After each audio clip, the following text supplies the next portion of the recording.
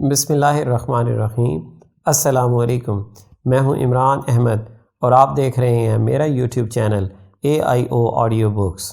آج میں آپ کی خدمت میں مستنصر حسین تارڑ کے سفر نامے اندلس میں اجنبی کا اگلا حصہ لے کر آیا ہوں، تو چلیے شروع کرتے ہیں۔ چونکہ بل فائٹ صرف اس وقت شروع کی جاتی ہے جب بل رنگ کا نصف حصہ دھوپ میں اور بقیہ نصف حصہ چھاؤں میں آ جائے، اس لیے بل فائٹ کے اوقات بدلتے رہتے ہیں۔ اس عظیم تماشے کی تکنیک اور کامیابی کا راز سورج کے چمکنے میں پنہاں ہے۔ جب تک سورج بل رنگ کے نصف حصے پر نہ چمکے بل فائٹنگ کا لطف نہیں آتا۔ ایک اسپانوی مقولے کے مطابق سورج سب سے عظیم بل فائٹر ہے۔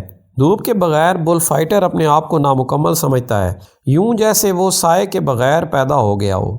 بل فائٹر اور سورج کے بعد بل فائٹنگ کی سٹیج کا سب سے اہم کردار بل ہوتا ہے۔ اسپانیہ کے طول و عرض میں متعدد ایسے فارم ہیں جہاں پر بل فائٹنگ میں حصہ لینے والے اعلیٰ نسل کے بل پالے جاتے ہیں۔ ہر فارم کا بل خصوصی عادات و اطوار کا مالک ہوتا ہے۔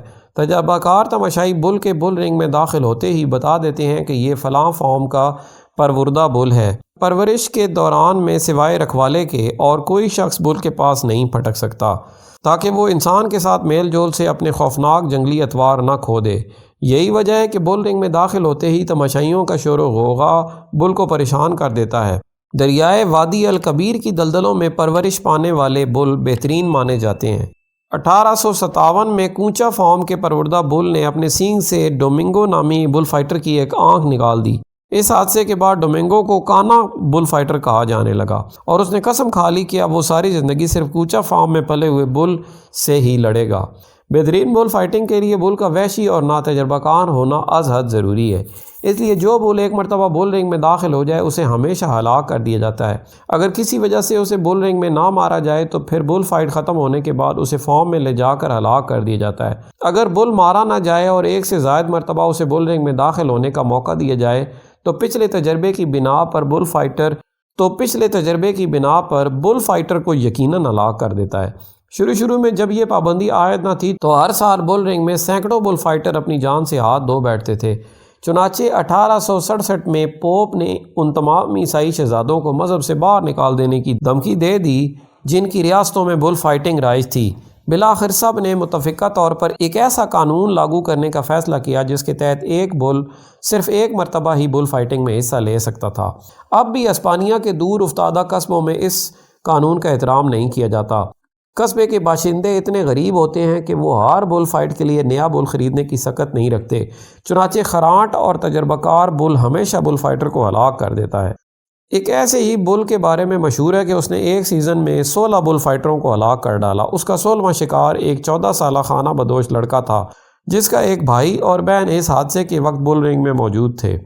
ان دونوں نے اس قاتل بل سے اپنے بھائی کا بدلہ لینے کا فیصلہ کیا اور اس کے بعد بل جہاں بھی جاتا وہ اس کا پیچھا کرتے تاکہ موقع پا کر اس کا کام تمام کر دیں۔ ادھر بل کا مالک اپنے قیمتی جانور کی بے حد حفاظت کرتا تھا، اس لیے وہ اپنے مقصد میں کامیاب نہ ہو سکے۔ یوں ہی کئی برس بیت گئے اور خانہ بدوش لڑکا اور لڑکی انتقام کی آگ سینے میں سلگائے بل کا تعاقب کرتے رہے۔ بالآخر ایک وقت ایسا آیا کہ بل بوڑھا ہو گیا اور اس کے مالک نے اسے ناکارہ جان کر ویلنسیا کے بچڑ خانے میں فروخت کر دیا۔ خانہ بدوش جوڑے نے بچڑ خانے کے مالک کو اپنے پیارے بھائی کے ہلاک ہونے کی داستان سنائی اور اس سے درخواست کی کہ انہیں بل کو مارنے کی اجازت دے دی جائے۔ مالک کو تو صرف بل کے گوشت سے غرض تھی، چنانچہ اس نے اجازت دے دی اور یوں لڑکے نے پہلے اپنی انگلیوں سے بل کی دونوں آنکھیں نوچ ڈالیں اور پھر خون آلود گڑھوں میں تھوکا۔ اس کے بعد اس نے اس کی ریڑھ کی ہڈی خنجر سے کاٹ دی۔ سب سے آخر میں دونوں بہن بھائیوں نے بل کا کلیجہ نکالا اور بچڑ خانے سے باہر گرد آلود گلی میں بیٹھ کر اسے ایک سیخ پر بھون کر کھا گئے۔ اس انوکھے انتقام کے بعد وہ چپ چاپ اپنے وطن کو لوٹ گئے۔ گیٹ کیپر کو جب اپنا ٹکٹ دکھا کر بل رنگ میں داخل ہوا تو مجھے یوں محسوس ہوا جیسے شوخ رنگوں کا ایک متحرک سیلاب ہے جو میری آنکھوں میں کھنچا چلا آتا ہے۔ پورا بل رنگ ایک بڑے ملتانی پیالے کی مانند تھا جس کے اندرونی حصے میں ہر رنگ کے چھینٹے تھے۔ بل رنگ کے آداب سے ناواقفیت کی بنا پر لکڑی کی سخت نشست پر رکھنے کے لیے گدا لانا بھول گیا تھا۔ یہ گدے کرائے پر مل جاتے ہیں۔ تماشائیوں کی اکثریت اسپانوی تھی مگر مختلف گروہوں میں غیر ملکی سیاح بھی تھے۔ کیمرے اور بل فائٹ کے کتابچے ہاتھوں میں لیے وہ اپنے گائیڈ حضرات کا منہ تک رہے تھے جو انہیں ہونے والی بل فائٹ کی تفصیلات بتا رہے تھے۔ بل کے میدان کے اندر داخل ہونے پر بل فائٹ شروع نہیں ہوتی۔ بلکہ اس کا آغاز اس سے بہت پہلے ایک رسمی کارروائی کے ذریعے ہوتا ہے، جس کی تفصیل کچھ یوں ہے۔ بل فائٹ شاید اسپانیہ کی وہ واحد تقریب ہے جس کا آغاز وقت مقررہ پر ہوتا ہے۔ عین وقت پر پورا ہجوم بالکل خاموش ہو گیا اور سب کی نگاہیں سایہ دار حصے میں واقع صدر کی کیبن پر لگ گئیں۔ صدر نے، جو اس تقریب کا مختار کل ہوتا ہے، اپنا معطر رومال فضا میں لہرا کر بل فائٹ کے شروع ہونے کا اعلان کیا، اور اس کے ساتھ ہی بل رنگ میں بگل کی آواز گونجی اور شاہانہ لباس میں ملبوس 2 گھڑ سوار اپنے گھوڑے سرپٹ دوڑاتے ہوئے صدر کیبن کی عین نیچے آن رکے۔ یہ گھڑ سوار الگوسلز کہلاتے ہیں۔ صدر کے تمام احکامات بل فائٹر تک پہنچانا ان کے ذمے ہوتا ہے۔ گھڑ سوار جھک کر صدر سے پریڈ کے آغاز کی اجازت ملنے پر اپنے گھوڑے سرپٹ دوڑاتے ہوئے بل رنگ سے باہر نکل جاتے ہیں۔ صدر کی کیبن سے ملحقہ کیبن میں موسیقاروں کا ایک طائفہ بل فائٹ کی روایتی دھنیں بجانے لگا۔ ان میں بگل کی آواز نمایاں ہے۔ موسیقی شروع ہوتے ہی لوگوں کی نگاہیں صدر کی کیبن سے ہٹ کر مخالف سمت میں واقع دروازے پر لگ گئیں۔ اب پاسیو یا پریڈ شروع ہونے کو تھی۔ اس پریڈ میں بل فائٹ میں شامل تمام افراد اور جانور حصہ لیتے ہیں۔ پاسیو کی قیادت گھڑ سوار الگوسلز کرتے ہیں۔ ان کے پیچھے تینوں بل فائٹر شانہ بشانہ ٹھوڑیاں اوپر کیے، آنکھیں صدر کی کیبن پر جمائے، ہجوم کی تالیوں کے جواب میں ہاتھ ہلاتے ہوئے چلتے آ رہے ہیں۔ ان کے سنہری ہیٹ، بروکیٹ کی سنہری وردیوں اور ریشمی پتلونوں پر جڑے ہوئے رنگ برنگے شیشوں پر نظر نہیں ٹکتی۔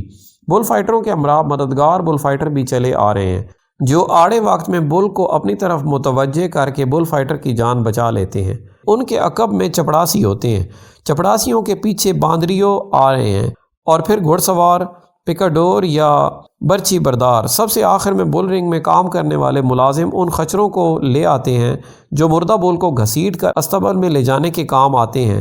قاتلوں، ہتھیاروں اور میت اٹھانے والوں کا جلوس۔ صدر کی کیبن کے نیچے پہنچ کر بل فائٹر اپنے ہیٹ اتار کر صدر کو کورنش بجا لاتے ہیں اور پھر جلوس منتشر ہو جاتا ہے۔ بل فائٹر بل رنگ کی گیلری کے پیچھے چلے جاتے ہیں، باقی عملہ بل رنگ سے باہر چلا جاتا ہے۔ پاسیو کا اختتام۔